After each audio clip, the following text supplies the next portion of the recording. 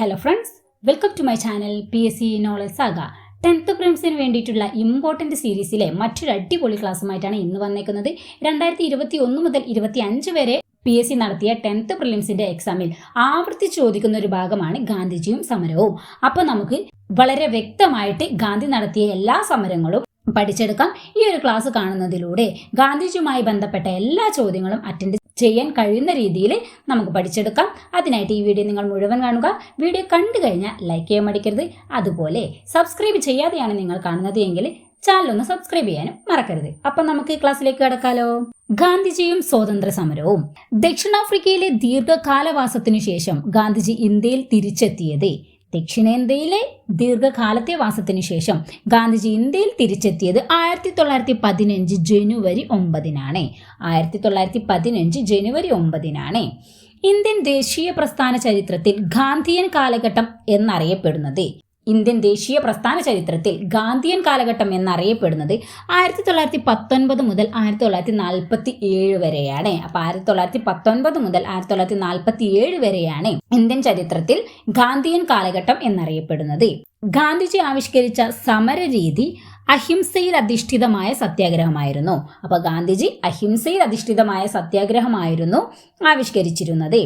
സത്യാഗ്രഹം എന്ന വാക്കിനർത്ഥം സത്യത്തെ മുറുകെ പിടിക്കുക എന്നതാണ്. അപ്പോൾ സത്യാഗ്രഹം എന്ന വാക്കിനർത്ഥം സത്യത്തെ മുറുകെ പിടിക്കുക എന്നതാണ്. ആശയപ്രചരണത്തിനു വേണ്ടി ഗുജറാത്തിലെ അഹമ്മദാബാദിൽ ഗാന്ധിജി സ്ഥാപിച്ച ആശ്രമമാണ് സബർമതി ആശ്രമം. അപ്പോൾ ആശയപ്രചരണത്തിനു വേണ്ടിയിട്ട് ഗുജറാത്തിലെ അഹമ്മദാബാദിൽ ഗാന്ധിജി സ്ഥാപിച്ച ആശ്രമമാണ് സബർമതി ആശ്രമം. അപ്പം ഇത്രയും സെറ്റായോ? അപ്പം ദീർഘകാലത്തെ വാസത്തിന് ശേഷം ഗാന്ധിജി ഇന്ത്യയിൽ തിരിച്ചെത്തിയത് എവിടത്തെ? ദക്ഷിണാഫ്രിക്കയിലെ ദീർഘകാലത്തിന് ശേഷം 1915 ജനുവരി 9-നാണ് ഇന്ത്യയിലെത്തിയത്. ഇന്ത്യൻ ദേശീയ പ്രസ്ഥാന ചരിത്രത്തിൽ ഗാന്ധിയൻ കാലഘട്ടം എന്നറിയപ്പെടുന്നത് 1919 മുതൽ 1947 വരെയാണ്. ഗാന്ധിജിയുടെ സമരരീതി എന്തെന്ന് വെച്ചാൽ അഹിംസയിൽ അധിഷ്ഠിതമായ സത്യാഗ്രഹമാണ്. സത്യാഗ്രഹം എന്ന വാക്കിനർത്ഥം സത്യത്തെ മുറുകെ പിടിക്കുക എന്നതാണ്. ഇനി നമുക്ക് ഗാന്ധി നടത്തിയ സമരങ്ങളെല്ലാം നോക്കാം. ആദ്യമായിട്ട് നടത്തിയതാണ് ചമ്പാരൻ സത്യാഗ്രഹം. ചമ്പാരൻ സത്യാഗ്രഹത്തിന്റെ വർഷം ഇമ്പോർട്ടന്റ് ആണ്, 1917. ഇങ്ങനെ വർഷം വരെ വൺ വേർഡ് ആയിട്ട് PSC ചോദിച്ചിട്ടുണ്ട്. അപ്പൊ ഇമ്പോർട്ടന്റ് ആണ്. 1917 ചമ്പാരൻ സത്യാഗ്രഹം. മഹാത്മാഗാന്ധിയുടെ ഇന്ത്യയിലെ ആദ്യത്തെ സത്യാഗ്രഹമാണ് ചമ്പാരൻ സത്യാഗ്രഹം. ഓക്കെ, അപ്പം ഗാന്ധിജിയുടെ ഇന്ത്യയിലെ ആദ്യത്തെ സത്യാഗ്രഹമാണ് ചമ്പാരൻ സത്യാഗ്രഹം. ചമ്പാരനിലെ നീലം കർഷകരുടെ കഷ്ടപ്പാടുകളെ ഗാന്ധിജിയുടെ ശ്രദ്ധയിൽപ്പെടുത്തിയ വ്യക്തിയാണ് രാജ്കുമാർ ശുക്ല. അപ്പൊ ചമ്പാരനിലെ നീലം കർഷകർക്ക് വേണ്ടിയിട്ടാണ് ചമ്പാരൻ സത്യാഗ്രഹം നടത്തിയത്. അപ്പൊ അവരുടെ കഷ്ടപ്പാടുകളെല്ലാം ഗാന്ധിജിയെ അറിയിച്ചത് ആരാണ്? രാജ്കുമാർ ശുക്ല എന്ന് പറയുന്ന വ്യക്തിയാണ്. 1916 INCയുടെ ലക്നൗ സമ്മേളനത്തിൽ ഗാന്ധിജിയുടെ നിർദ്ദേശപ്രകാരം നീലം കർഷകരോട് സഹതാപം പ്രകടിപ്പിച്ചുകൊണ്ടുള്ള പ്രമേയം അവതരിപ്പിച്ചത് ബ്രിജ് ബാബു കിഷോർ പ്രസാദ് ആണ്. അപ്പോൾ 1916 INC സമ്മേളനത്തിൽ വെച്ചിട്ട്, ലക്നൌവിലെ സമ്മേളനമാണ്, ഗാന്ധിജിയുടെ നിർദ്ദേശപ്രകാരം നീലം കർഷകരോട് സഹതാപം പ്രകടിപ്പിച്ചുകൊണ്ടുള്ള പ്രമേയം അവതരിപ്പിച്ചത് ബ്രിജ് ബാബു കിഷോർ പ്രസാദ് ആണ്. അപ്പോൾ ചമ്പാരൻ സ്ഥിതി ചെയ്യുന്ന സംസ്ഥാനം ബീഹാർ ആണ്. ബീഹാറിലാണ് ചമ്പാരൻ സ്ഥിതി ചെയ്യുന്നത്. ഇത് ഇമ്പോർട്ടൻ്റ് ആണ്, ഇങ്ങനെ തന്നെ ചോദിച്ചിട്ടുണ്ട്. അപ്പോൾ വർഷം 1917 സ്ഥിതി ചെയ്യുന്നത് ബീഹാറിലാണ്. തിങ്കതീയ സമ്പ്രദായവുമായി ബന്ധപ്പെട്ട പ്രക്ഷോഭമാണ് ചമ്പാരൻ സത്യാഗ്രഹം. അപ്പോൾ എന്താണ് ഈ തിങ്കതീയ സമ്പ്രദായം? കർഷകർ സ്വന്തം ഭൂമിയുടെ 23 ഭാഗവും ഭൂവുടമകൾക്കായിട്ട് നീലം കൃഷി ചെയ്യാൻ നിർബന്ധിതരായ വ്യവസ്ഥയാണ് തിങ്കതീയ സമ്പ്രദായം. എന്താണ്?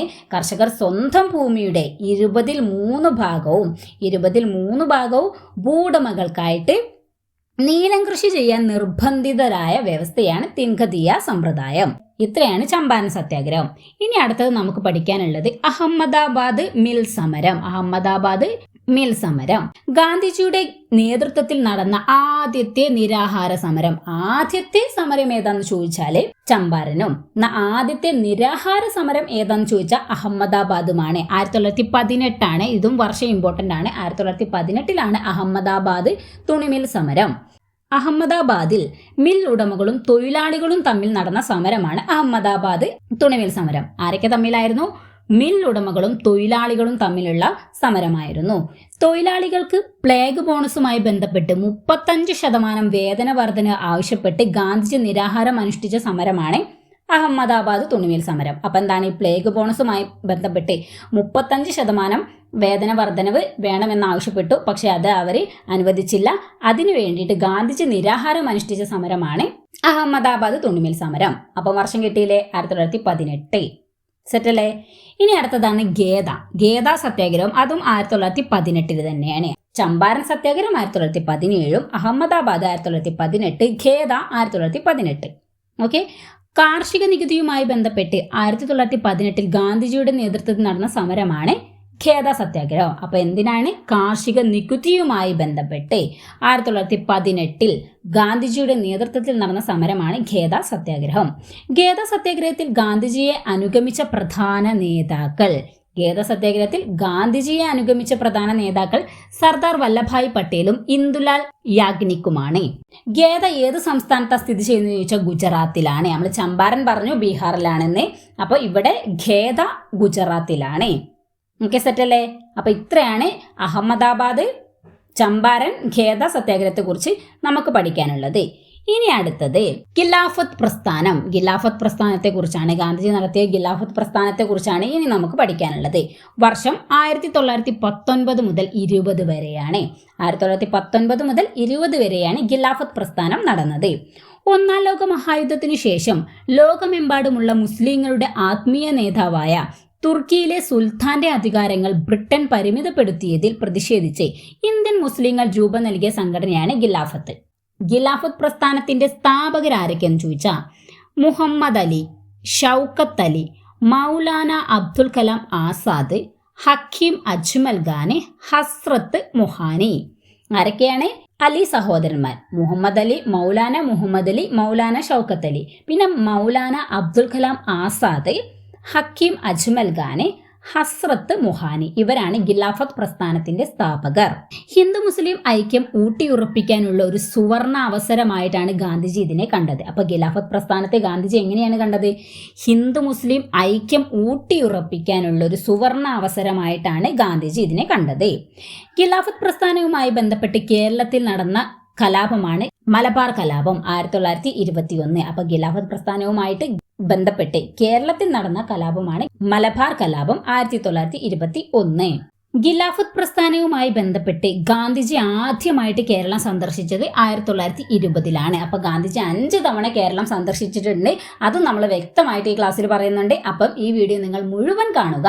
അഖിലേന്ത്യാ ഖിലാഫത്ത് ദിനമായി ആചരിക്കാൻ ഖിലാഫത്ത് കോൺഫറൻസ് തീരുമാനിച്ചത് 1919 ഒക്ടോബർ 17. അപ്പൊ അഖിലേന്ത്യാ ഖിലാഫത്ത് ദിനമായി ആചരിക്കാൻ ഖിലാഫത്ത് കോൺഫറൻസ് തീരുമാനിച്ചത് 1919 ഒക്ടോബർ 17. അപ്പൊ ഖിലാഫത്ത് പ്രസ്ഥാനം സെറ്റല്ലേ? ഇനി അടുത്തത് റൗലറ്റ് ആക്ട് 1919. റൗലറ്റ് ആക്ട് ഇന്ത്യയിലെ വിപ്ലവ പ്രവർത്തനങ്ങളെ അടിച്ചമർത്താനായി 1919 മാർച്ചിൽ ബ്രിട്ടീഷ് ഗവൺമെന്റ് പാസാക്കിയ കരി നിയമമാണ് റൗലറ്റ് ആക്ട്. അപ്പം റൗലറ്റ് ആക്ട് എന്താണ്? ഒരു കരി നിയമമാണ്. എന്തിനു വേണ്ടിയിട്ടാണ്? ഇന്ത്യയിലെ വിപ്ലവ പ്രവർത്തനങ്ങളെ അടിച്ചമർത്താനായിട്ട് 1919 മാർച്ചിൽ ബ്രിട്ടീഷ് ഗവൺമെന്റ് പാസാക്കിയ കരി നിയമമാണ് റൗലറ്റ് ആക്ട്. റൗലറ്റ് ആക്ട് പാസാക്കിയത് 1919 ഫെബ്രുവരിയിലാണ്. എന്നാൽ നിലവിൽ വന്നത് മാർച്ച് 10. റൗലറ്റ് നിയമത്തെ കരി നിയമം എന്ന് വിശേഷിപ്പിച്ചത് ഗാന്ധിജിയാണ്. ഗവൺമെന്റ് പാസാക്കിയ നിയമമാണ് റൗലറ്റ് ആക്ട്. അതിനെ കരി നിയമം എന്ന് വിശേഷിപ്പിച്ചത് ഗാന്ധിജിയാണ്. ജാലിയൻ വാലാബാഗ് കൂട്ടക്കൊല കാരണമായ നിയമമാണ് റൗലറ്റ് നിയമം. അപ്പൊ ജാലിയൻ വാലാബാഗ് കൂട്ടക്കൊലയ്ക്ക് കാരണമായ നിയമമാണ് എന്ത്? Rowlatt act. റൗലറ്റ് നിയമത്തിന്റെ പ്രത്യേകതകളൊക്കെ PSC സ്റ്റേറ്റ്മെന്റ് ആയിട്ട് ചോദിച്ചിട്ടുണ്ട്. അപ്പൊ നമുക്ക് വ്യക്തമായിട്ട് നോക്കാം. ഏതൊരു പൗരനെയും അറസ്റ്റ് ചെയ്ത് വിചാരണ കൂടാതെ ജയിലിലിടാം. ഏത് സമയത്തും എവിടെയും പരിശോധന നടത്താനും തടങ്കലിൽ വെക്കാനും ബ്രിട്ടീഷ് പോലീസിന് അധികാരം ലഭിച്ചു. ഏതൊരു സമയത്തും എവിടെയും പരിശോധന നടത്താനും തടങ്കലിൽ വെക്കാനും ബ്രിട്ടീഷ് പോലീസിന് അധികാരം ലഭിച്ചത് ഈ റൗലറ്റ് നിയമത്തിന്റെ കാരണമാണ്. റൗലറ്റ് നിയമത്തെ പിന്തുണച്ച ഇന്ത്യക്കാരനാണ് C. ശങ്കരൻ നായർ. അപ്പൊ റൗലറ്റ് നിയമത്തെ പിന്തുണച്ച ഇന്ത്യക്കാരനാണ് C. ശങ്കരൻ നായർ. ചേറ്റൂർ ശങ്കരൻ നായരാണ് റൗലറ്റ് നിയമത്തെ പിന്തുണച്ച ഇന്ത്യക്കാരൻ. റൗലറ്റ് ആക്ടിനെ ദേശീയ വ്യാപകമായി ഗാന്ധിജി ഹർത്താലിന് ആഹ്വാനം ചെയ്തത് 1919 ഏപ്രിൽ 6. അപ്പൊ റൗലറ്റ് ആക്ടിനെതിരെ ദേശീയ വ്യാപകമായിട്ട് ഗാന്ധിജി ഹർത്താലിന് ആഹ്വാനം ചെയ്തത് 1919 ഏപ്രിൽ 6 അപ്പോൾ ഓക്കെ സെറ്റാണോ? റൗലറ്റ് ആക്ട് 1919 ഫെബ്രുവരിയിൽ പാസ്സാക്കിയെങ്കിലും മാർച്ചിലാണ് നിലയിൽ വന്നത്. കരിനിയമം എന്ന് വിശേഷിപ്പിച്ചത് ഗാന്ധിജിയാണ്. എന്തിനു വേണ്ടിയിട്ടാണ് റൗലറ്റ് ആക്ട് കൊണ്ടുവന്നതെന്ന് ചോദിച്ചാൽ ഇന്ത്യയിലെ വിപ്ലവ പ്രവർത്തനങ്ങളെ അടിച്ചമർത്താനായിട്ട് ബ്രിട്ടീഷ് ഗവൺമെന്റ് കൊണ്ടുവന്നതാണ്. ഇനി നമുക്ക് ജാലിയൻ വാലാബാഗ് പഠിക്കാം. ജാലിയൻ വാലാബാഗിന്റെ കാരണമാണല്ലോ Rowlatt act.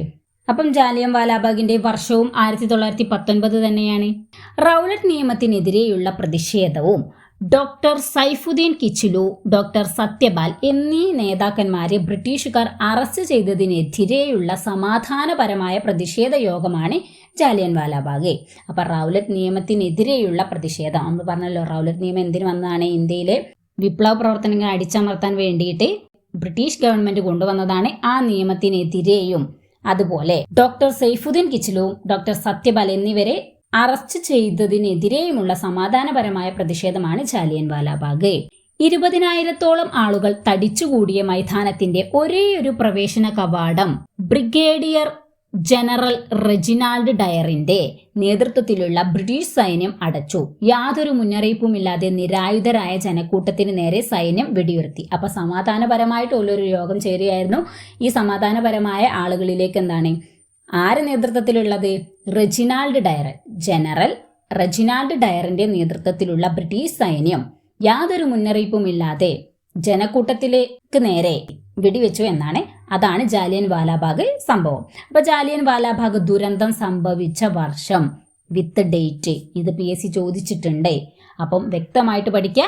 1919 April 13 1919 April 13 Jallian Walabagh ദുരന്തം നടന്നത്.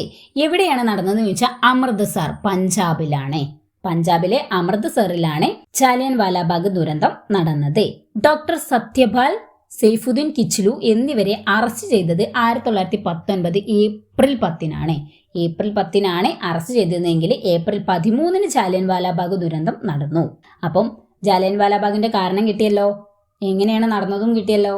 ഡേറ്റ് ഇമ്പോർട്ടന്റ് ആണ്, പിന്നെ എവിടെ നടന്നു എന്നുള്ളതും ഇമ്പോർട്ടന്റ് ആണ്. ജാലിയൻ വാലാബാഗ് കൂട്ടക്കൊല നടക്കുമ്പോൾ ബ്രിട്ടീഷ് വൈസ്രോയി ആരാന്ന് ചോദിച്ചാൽ ചെങ്സ്ഫോർഡ് പ്രഭുവാണ്. ജാലിയൻ വാലാബാഗ് കൂട്ടക്കൊല നടക്കുമ്പോൾ ബ്രിട്ടീഷ് വൈസ്രോയി ചെങ്സ്ഫോർഡ് പ്രഭുവാണ്. ജാലിയൻ വാലാബാഗ് കൂട്ടക്കൊലയെക്കുറിച്ച് അന്വേഷിക്കാൻ ബ്രിട്ടീഷ് സർക്കാർ നിയോഗിച്ച കമ്മിറ്റിയാണ് ഹണ്ടർ കമ്മീഷൻ. ഇത് ഇമ്പോർട്ടന്റ് ആണ്. അപ്പൊ ജാലിയൻ വാലാബാഗ് കൂട്ടക്കൊലയെ അന്വേഷിക്കാൻ ബ്രിട്ടീഷ് സർക്കാർ നിയോഗിച്ച കമ്മിറ്റിയാണ് ഹണ്ടർ കമ്മീഷൻ. പ്ലാസി യുദ്ധം ബ്രിട്ടീഷ് ഭരണത്തിന് ഇന്ത്യയിൽ അടിത്തറ പാകിയെങ്കിൽ ജാലിയൻ വാലാബാഗ് കൂട്ടക്കൊല അതിനെ ഇളക്കി എന്ന് അഭിപ്രായപ്പെട്ടത് ഗാന്ധിജിയാണ്. പ്ലാസി യുദ്ധം ബ്രിട്ടീഷ് ഭരണത്തിന് ഇന്ത്യയിൽ അടിത്തറ പാകിയെങ്കിൽ ജാലിയൻ വാലാബാഗ് കൂട്ടക്കൊല അതിനെ ഇളക്കി എന്ന് ജാലിയൻ വാലാബാഗിനെ കുറിച്ച് പറഞ്ഞത് ആരാണ്? ഗാന്ധിജിയാണ്. സെറ്റായോ ജാലിയൻ വാലാബാഗ്? ഇനി അടുത്ത് പഠിക്കാനുള്ളതാണ് നിസ്സഹകരണ പ്രസ്ഥാനം 1920 മുതൽ 22 വരെയാണ്. നിസ്സഹകരണ പ്രസ്ഥാനം 1920 മുതൽ 22 വരെ. ഇന്ത്യൻ സ്വാതന്ത്ര്യ സമര ചരിത്രത്തിൽ മഹാത്മാഗാന്ധിയുടെ നേതൃത്വത്തിൽ നടന്ന ആദ്യത്തെ ബഹുജന പ്രസ്ഥാനം. ആദ്യത്തെ സമരം പറഞ്ഞല്ലോ ചമ്പാരൻ സത്യാഗ്രഹം, ആദ്യത്തെ നിരാഹാര സമരം അഹമ്മദാബാദ്. ഇവിടെ ചോദിച്ചെന്താണ് ആദ്യത്തെ ബഹുജന പ്രസ്ഥാനം ഏതാന്ന് ചോദിച്ചാല് നിസ്സഹകരണ പ്രസ്ഥാനമാണ്. ഇന്ത്യൻ സ്വാതന്ത്ര്യ സമര ചരിത്രത്തിൽ മഹാത്മാഗാന്ധിയുടെ നേതൃത്വത്തിൽ നടന്ന ആദ്യത്തെ ബഹുജന പ്രസ്ഥാനം. നിസ്സഹകരണ പ്രസ്ഥാനത്തെ അംഗീകരിച്ച കോൺഗ്രസ് സമ്മേളനം 1920 നാഗ്പൂർ സമ്മേളനമാണ്. 1920 നാഗ്പൂർ സമ്മേളനമാണ് നിസ്സഹകരണ പ്രസ്ഥാനത്തെ അംഗീകരിച്ച കോൺഗ്രസ് സമ്മേളനം. നിസ്സഹകരണ പ്രസ്ഥാനത്തിന്റെ പ്രധാന ലക്ഷ്യം സ്വരാജ് നേടുക എന്നതാണ്. അപ്പൊ സ്വരാജ് നേടുക എന്നതാണ് നിസ്സഹകരണ പ്രസ്ഥാനത്തിന്റെ പ്രധാന ലക്ഷ്യം. വർഷം 1920 മുതൽ 22 വരെ. സമരത്തിന്റെ ഭാഗമായി ഗാന്ധിജി മുന്നോട്ട് വെച്ച പ്രധാന പരിപാടികൾ: കോടതികൾ, വിദ്യാഭ്യാസ സ്ഥാപനങ്ങൾ, തിരഞ്ഞെടുപ്പ്, ഔദ്യോഗിക പരിപാടികൾ, ബ്രിട്ടീഷ് ഉൽപ്പന്നങ്ങൾ എന്നിവ ബഹിഷ്കരിക്കുക. കോടതികൾ, വിദ്യാഭ്യാസ സ്ഥാപനങ്ങൾ, തിരഞ്ഞെടുപ്പ്, ഔദ്യോഗിക പരിപാടികൾ, ബ്രിട്ടീഷ് ഉൽപ്പന്നങ്ങൾ എന്നിവ ബഹിഷ്കരിക്കുക. നികുതി അടയ്ക്കാതിരിക്കുക. ബ്രിട്ടീഷ് ഗവൺമെന്റ് നൽകിയ ബഹുമതികൾ, കീർത്തിമുദ്രകൾ എന്നീ സ്ഥാനങ്ങളൊക്കെ എന്താണ് തിരിച്ചു നൽകുക. അപ്പം നിസ്സഹകരണ പ്രസ്ഥാനത്തെ കുറിച്ച് നമുക്ക് ഇത്രയാണ് പഠിക്കാനുള്ളത്. വർഷം ഇമ്പോർട്ടന്റ് ആണ്. അതുപോലെ എന്താണ് ലക്ഷ്യം, പിന്നെ INC സമ്മേളനം. INCയുടെ ഭാഗത്തു നിന്നും ഈ ഒരു ചോദ്യം ചോദിക്കാം, നിസ്സഹകരണ പ്രസ്ഥാനത്തിന്റെ ഭാഗത്തു നിന്നും ഈ ഒരു ചോദ്യം ചോദിക്കാം. അപ്പൊ നിസ്സഹകരണ പ്രസ്ഥാനം അംഗീകരിച്ച കോൺഗ്രസ് സമ്മേളനം 1920 നാഗ്പൂർ സമ്മേളനമാണ്. ലക്ഷ്യം സ്വരാജ് നേടുക എന്നത്. ഇനി അടുത്തതാണ് ചൗരി ചൗര സംഭവം. ചൗരി ചൗര സംഭവത്തെ കുറിച്ച് പഠിക്കണ്ടേ? അപ്പം 1922 ചൗരി ചൗര സംഭവം നടന്നത്. എന്താണ് ചൗരി ചൗര നോക്കാലോ. ചൗരി ചൗരയിൽ പ്രകടനം നടത്തുകയായിരുന്ന ജനക്കൂട്ടത്തിനു നേരെ പോലീസ് വെടിവെച്ചതിനെ പ്രതിഷേധിച്ച് ജനങ്ങൾ പോലീസ് സ്റ്റേഷനെ തീ കൊളുത്തുകയും 22 പോലീസുകാർ മരിക്കുകയും ചെയ്ത സംഭവമാണ് ചൗരി ചൗര. എന്താണ് ചൗരി ചൗരയിൽ പ്രകടനം നടത്തുകയുണ്ടായിരുന്ന ജനക്കൂട്ടത്തിന് നേരെ പോലീസ് വെടിവെച്ചു. അതിനെ പ്രതിഷേധിച്ച് ജനങ്ങളെല്ലാവരും കൂടി പോലീസ് സ്റ്റേഷന് തീ കൊളുത്തിയിട്ട് 22 പോലീസുകാരും മരിക്കുകയും ചെയ്ത സംഭവമാണ് ചൗരി ചൗര.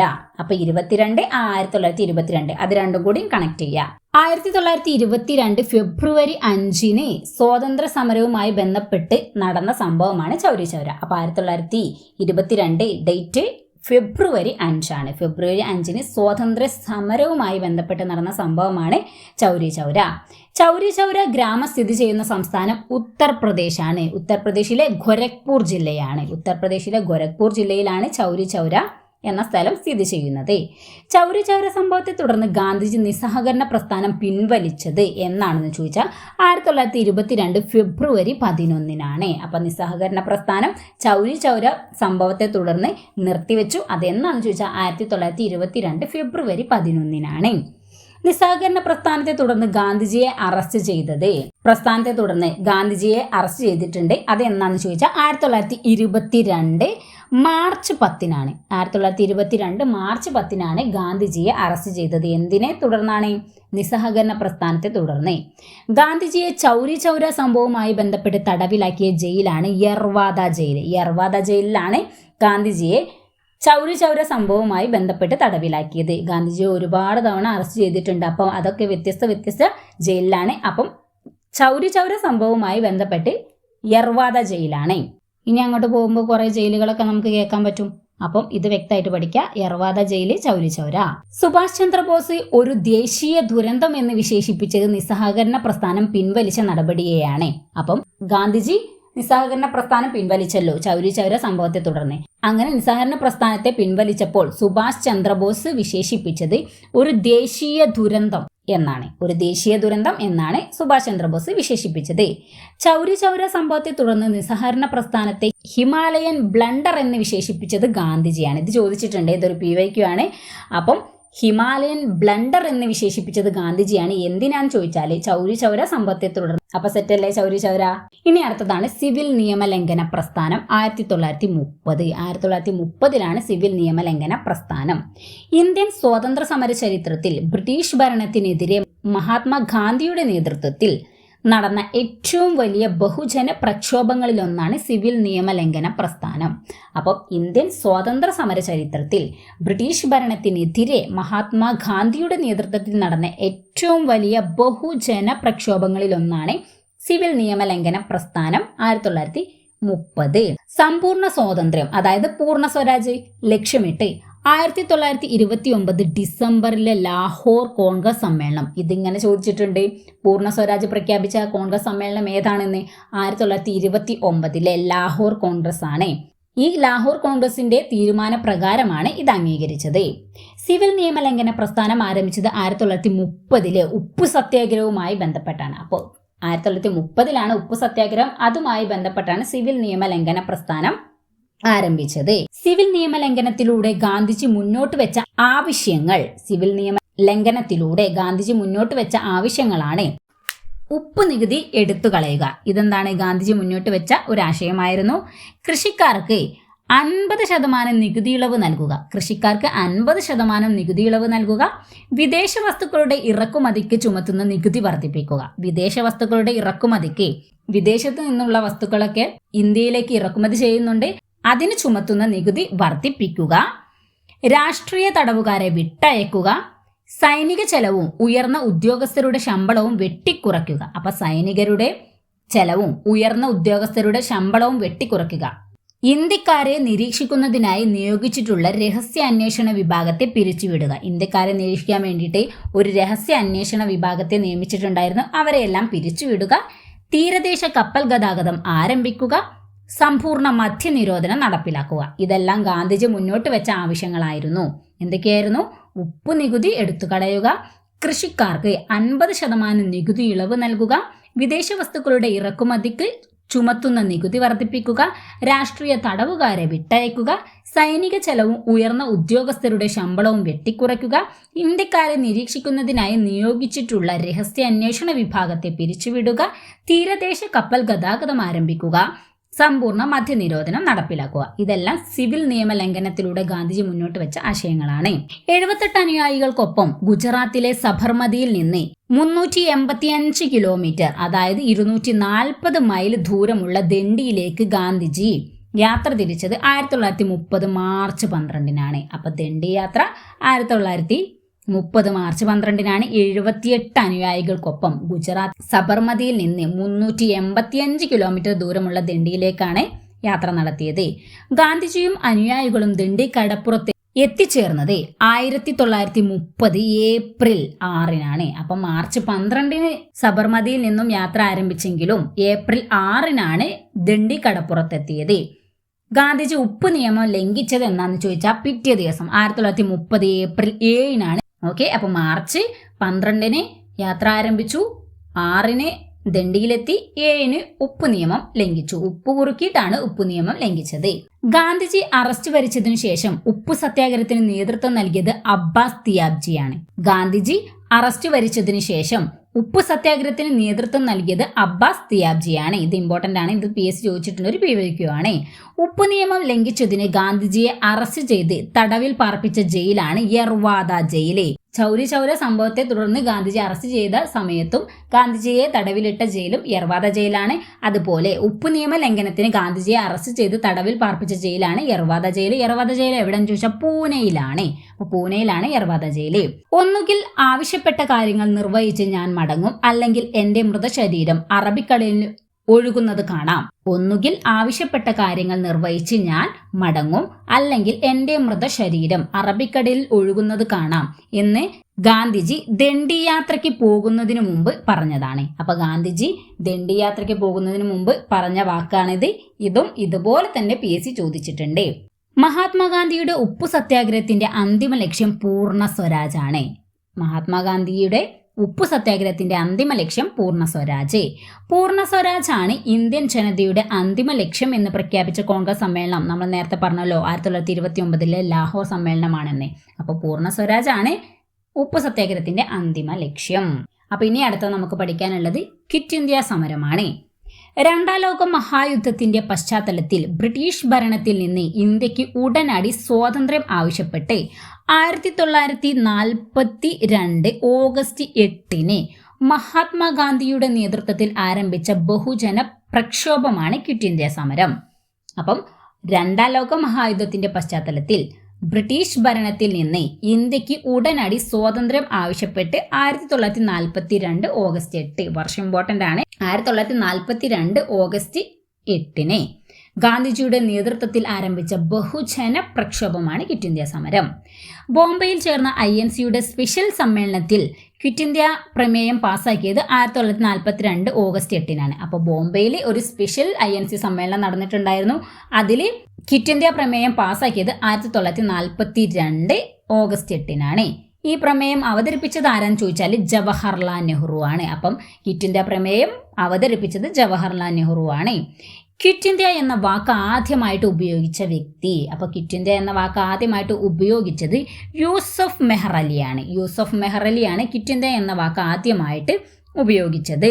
ക്വിറ്റ് ഇന്ത്യ ദിനമായി ആചരിക്കുന്നത് ഓഗസ്റ്റ് 9-നാണ്. ഓഗസ്റ്റ് 8-ന് ക്വിറ്റ് ഇന്ത്യ ആരംഭിച്ചെങ്കിലും ഓഗസ്റ്റ് 9-നാണ് ക്വിറ്റ് ഇന്ത്യ ദിനമായിട്ട് ആചരിക്കുന്നത്. ഇത് രണ്ടും മാറിപ്പോകരുത്. ഓഗസ്റ്റ് 8-നാണ് നടന്നത് എങ്കിലും ഓഗസ്റ്റ് 9-നാണ് ക്വിറ്റ് ഇന്ത്യ ദിനമായി ആചരിക്കുന്നത്. ഗാന്ധിജി തന്റെ ക്വിറ്റ് ഇന്ത്യ എന്ന ആശയം പ്രചരിപ്പിച്ച പത്രമാണ് ഹരിജൻ. ഗാന്ധിജി തന്റെ ക്വിറ്റ് ഇന്ത്യ എന്ന ആശയം പ്രചരിപ്പിച്ചത് ഹരിജൻ എന്ന പത്രത്തിലാണ്. ക്വിറ്റ് ഇന്ത്യ സമരത്തിന് നേതൃത്വം നൽകിയവര് അരുണ ആസിഫലും ജയപ്രകാശ് നാരായണനും റാം മനോഹർ ലോഹിയുമാണ്. അപ്പൊ ക്വിറ്റ് ഇന്ത്യ സമരത്തിന് നേതൃത്വം നൽകിയവര് അരുണ ആസിഫ് അലി, ജയപ്രകാശ് നാരായൺ, റാം മനോഹർ ലോഹ്യ. ഇവരാണ് ക്വിറ്റ് ഇന്ത്യ സമരത്തിന് നേതൃത്വം നൽകിയത്. ക്വിറ്റ് ഇന്ത്യ സമരനായിക എന്നറിയപ്പെടുന്നത് അരുണ ആസിഫ് അലിയാണ്. അപ്പം ഇതുപോലെ തന്നെ ചോദിച്ചിട്ടുണ്ട് ക്വിറ്റ് ഇന്ത്യ സമരനായിക എന്നറിയപ്പെടുന്നത് ആരാണെന്ന്. അപ്പം അരുണ ആസിഫ് അലിയാണ്. അങ്ങനെ വിശേഷിപ്പിച്ചത് ആരാണ്? ഗാന്ധിജിയാണ്. ഗാന്ധിജിയാണ് അരുണ ആസിഫ് അലിനെ ക്വിറ്റ് ഇന്ത്യ സമരനായിക എന്ന് വിശേഷിപ്പിച്ചത്. എന്നാൽ ക്വിറ്റ് ഇന്ത്യ സമരനായകൻ ആരാണ്? ജയപ്രകാശ് നാരായണനാണ്. ജയപ്രകാശ് നാരായണനാണ് ക്വിറ്റ് ഇന്ത്യ സമര നായകൻ. ക്വിറ്റ് ഇന്ത്യ സമര അനുയായികൾക്ക് ഗാന്ധിജി നൽകിയ മുദ്രാവാക്യം ഏതാണ്? പ്രവർത്തിക്കുക അല്ലെങ്കിൽ മരിക്കുക. ഡു ഓർ ഡൈ എന്നാണ് ഗാന്ധിജി നൽകിയ മുദ്രാവാക്യം. ക്വിറ്റ് ഇന്ത്യ സമരത്തെ മുസ്ലിം ലീഗുകാർ ഉയർത്തിയ മുദ്രാവാക്യം വിഭജിക്കുക പുറത്താക്കുക, ഡിവൈഡ് ആൻഡ് ക്വിറ്റ് എന്നാണ് മുസ്ലിം ലീഗുകാർ ഉയർത്തിയ മുദ്രാവാക്യം. ക്വിറ്റ് ഇന്ത്യ സമരവുമായി ബന്ധപ്പെട്ട് മലബാറിൽ നടന്ന പ്രക്ഷോഭമാണ് കീഴരിയൂർ ബോംബ് കേസ്. അപ്പം നമ്മുടെ കേരളത്തിലെ ദേശീയ പ്രസ്ഥാനം എടുത്ത സമയത്ത് ഈ കീഴരിയൂർ ബോംബ് കേസൊക്കെ വളരെ വ്യക്തമായിട്ട് എടുത്തിട്ടുണ്ട്. നമ്മുടെ പ്ലേലിസ്റ്റ് ചെക്ക് ചെയ്താൽ ക്ലാസ്സുകളെല്ലാം അതിൽ ഉണ്ടായിരിക്കും. അപ്പം അതെല്ലാം നിങ്ങൾ പഠിക്കുക. അപ്പോൾ ക്വിറ്റ് ഇന്ത്യ സമരവുമായി ബന്ധപ്പെട്ട് മലബാറിൽ നടന്ന പ്രക്ഷോഭമാണ് Keezhariyur bomb case. Quit India സമരവുമായി ബന്ധപ്പെട്ട് ഗാന്ധിജി തടവിലാക്കിയ പൂനെയിലെ കൊട്ടാരമാണ് ആഗാഖാൻ കൊട്ടാരം. നമ്മൾ യർവാദ ജയിൽ പറഞ്ഞല്ലോ, അതുപോലെ ക്വിറ്റ് ഇന്ത്യ സമരവുമായി ബന്ധപ്പെട്ട് ഗാന്ധിജി തടവിലാക്കിയ പൂനെയിലെ കൊട്ടാരമാണ് ആഗാഖാൻ കൊട്ടാരം. ഓക്കെ, സെറ്റ് അല്ലേ? അപ്പൊ ഈ സമര നായകനും ഇമ്പോർട്ടന്റ് ആണ്, അതുപോലെ തന്നെ ഈ രണ്ട് മുദ്രാവാക്യം ഇമ്പോർട്ടന്റ് ആണ്. ഇനി നമുക്ക് പഠിക്കാനുള്ളത് ഗാന്ധിജിയുടെ കേരള സന്ദർശനമാണ്. ഗാന്ധിജിയുടെ കേരള സന്ദർശനം ഇമ്പോർട്ടന്റ് ആണ്. അപ്പൊ നമുക്ക് അതാണ് ഇനി പഠിക്കാനുള്ളത്. 5 പ്രാവശ്യം ഗാന്ധിജി കേരളത്തിൽ വന്നിട്ടുണ്ട്. ആദ്യ കേരള സന്ദർശനം 1920-ലാണ്. 1920-ലാണ് ഗാന്ധിജി ആദ്യമായിട്ട് കേരളത്തിൽ വന്നത്. എന്തിനു വേണ്ടിയിട്ടാണെന്ന് ചോദിച്ചാലേ നിസ്സഹകരണ പ്രസ്ഥാനത്തിന്റെ ദേശീയ തലത്തിലുള്ള പ്രചാരണം. പക്ഷെ PSCയുടെ ഉത്തരം എന്താണ്? ഖിലാഫത്ത് പ്രസ്ഥാനം എന്നാണ് കേട്ടോ. നിസ്സഹകരണ പ്രസ്ഥാനവുമായി ബന്ധപ്പെട്ടിട്ടാണ് ഗാന്ധിജി വന്നതെങ്കിലും PSCയുടെ ആൻസർ ഖിലാഫത്ത് പ്രസ്ഥാനമാണ്. അപ്പം രണ്ടും പഠിച്ചിട്ട് വെക്കുക. നമുക്ക് PSCന്റെ കൂടെ പോയാലേ മാർക്ക് കിട്ടുള്ളൂ. അപ്പം ശരിക്കുള്ളത് നിസ്സഹകരണമാണെന്നുണ്ടെങ്കിലും PSCയുടെ ഉത്തരം ഖിലാഫത്ത് പ്രസ്ഥാനമാണ്. അപ്പം 1920 ഓഗസ്റ്റ് 18-നാണ് ആദ്യമായിട്ട് ഗാന്ധിജി കേരളത്തിൽ വന്നത്. രണ്ടാമത്തെ സന്ദർശനം 1925-ലാണ്. 1925-ലാണ് രണ്ടാമതായിട്ട് ഗാന്ധിജി കേരളത്തിൽ വന്നത്. വൈക്കം സത്യാഗ്രഹവുമായി ബന്ധപ്പെട്ടായിരുന്നു ഗാന്ധിജിയുടെ രണ്ടാം കേരള സന്ദർശനം. അപ്പം വൈക്കം സത്യാഗ്രഹവുമായി ബന്ധപ്പെട്ടിട്ടാണ് ഗാന്ധിജി രണ്ടാമതായിട്ട് വന്നത്.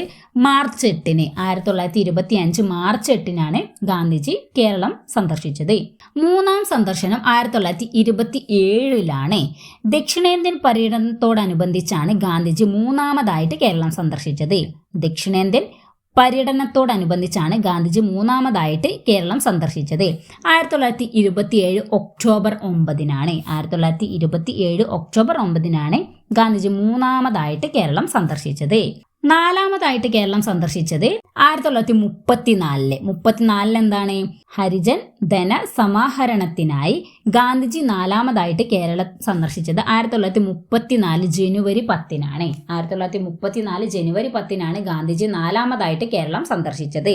ഹരിജന ഫണ്ടിലേക്കായിട്ട് വടകരയിൽ വെച്ച് തന്റെ സ്വർണ്ണാഭരണങ്ങൾ അഴിച്ചു നൽകിയ പ്രശസ്ത വനിതയാണ് കൗമുദി ടീച്ചർ. ഇതും PSC ചോദിച്ചിട്ടുണ്ട്. ഇതുപോലെ തന്നെ ഹരിജന ഫണ്ടിലേക്കായിട്ട് തന്റെ സ്വർണ്ണാഭരണങ്ങൾ അയച്ചു നൽകിയ പ്രശസ്ത വനിതയാരാണെന്ന് കൗമുദി ടീച്ചറാണ്. അപ്പം നാലാമതായിട്ട് കേരളം സന്ദർശിച്ചത് 1934.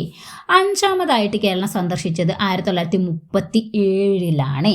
ക്ഷേത്രപ്രവേശന വിളംബരവുമായി ബന്ധപ്പെട്ടാണ് ഗാന്ധിജിയുടെ അവസാന കേരള സന്ദർശനം. അപ്പോൾ അവസാനമായിട്ടും അഞ്ചാമതായിട്ടും കേരളം സന്ദർശിച്ചത് 1937-ലാണ്. 1937 ജനുവരി 12-നാണ് ഗാന്ധിജി അഞ്ചാമതായിട്ട് കേരളം സന്ദർശിച്ചത്. ഓക്കെ, സെറ്റാണോ? അപ്പം ഗാന്ധിജിയുടെ 5 സന്ദർശനങ്ങളും നമ്മൾ വ്യക്തമായിട്ട് പഠിച്ചു. ഗാന്ധിജി നയിച്ച സമരങ്ങളെ കുറിച്ച് നമ്മൾ വ്യക്തമായിട്ട് പഠിച്ചു. അപ്പോൾ ഈ ഒരു ക്ലാസ് നിങ്ങൾക്ക് ഉപകാരപ്പെടും എന്നത് ഉറപ്പാണ്. അങ്ങനെ ഉപകാരപ്പെട്ട് കഴിഞ്ഞാൽ PSC പഠിക്കണം നിങ്ങളുടെ ഫ്രണ്ട്സ് ഉണ്ടെന്നുണ്ടെങ്കിൽ അവർക്ക് ഷെയർ ചെയ്യാൻ മടിക്കരുത്. ഇതുപോലുള്ള കറണ്ട് അഫേഴ്സും GK ക്ലാസ്സുകളും ലഭിക്കാനായിട്ട് ചാനൽ ഒന്ന് സബ്സ്ക്രൈബ് ചെയ്യാനും മറക്കരുത്. അപ്പോൾ അടുത്ത അടിപൊളി ക്ലാസ്സുമായിട്ട് വീണ്ടും കാണാം. Thank you.